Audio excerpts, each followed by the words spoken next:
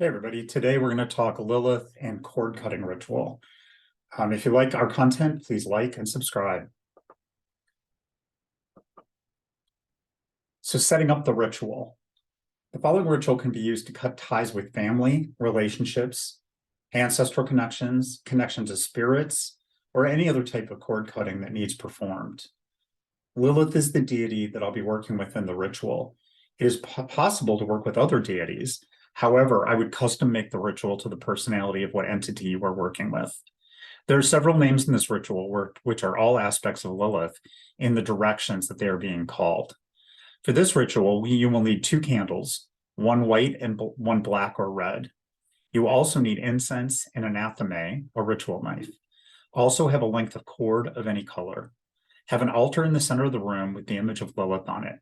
It can be a very simple altar. It doesn't have to be, totally decked out like mine is. I've had this altar in works for 20 years, so you're going to see a lot of trappings, but you don't need all that.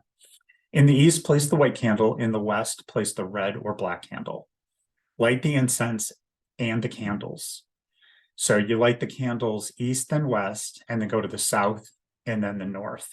You're not lighting candles there, but you should go to those directions just to sort of mark them.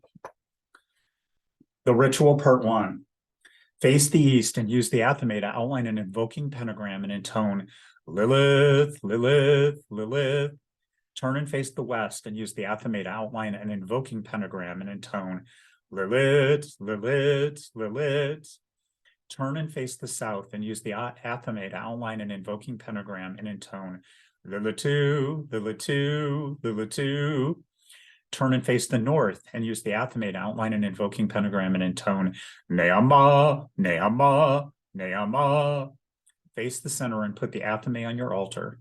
Say the following. Lilith, daughter of the moon, I call you. Lilith, mother of darkness, I call you. Lilith, queen of night, I call you. I call you, Lilith, to be here with me. I come to you as your servant, as your child, asking you to come and be here with me.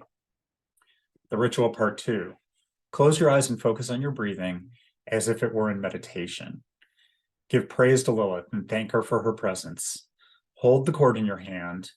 State what this cord connects, what beings and why. State why they believe that they have a right to control you. Cut the cord and say, this link is broken in the name of Lilith. Say that you belong to Lilith now and that the beings that were represented by the cord must leave and never bother you again.